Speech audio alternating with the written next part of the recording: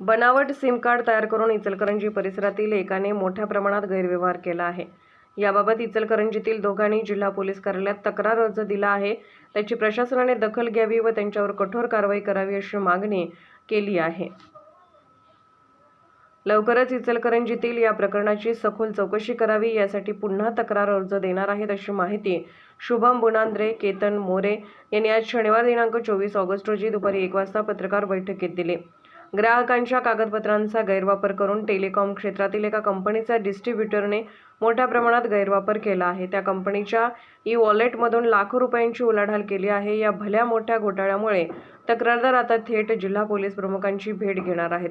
ही माहिती फसवणूक करणाऱ्या युवकाला समजल्यानंतर त्याने अनेकांच्या भेटी घेण्यास सुरुवात केली आहे।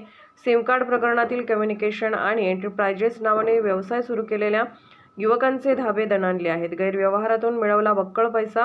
या घोटाळेबाज युवकावर कारवाई व्हावी यासाठी इचलकरंजी परिसरातील अनेक जण तक्रार देण्यासाठी पुढे आले आहेत। हे सर्व तक्रारदार एकत्र येऊन लवकरच वरिष्ठांकडे पुन्हा तक्रार करणार असल्याची माहिती यावेळी पत्रकार बैठकीत देण्यात आली। यावेळी शुभम बुनाद्रे, केतन मोरे आदी उपस्थित होते।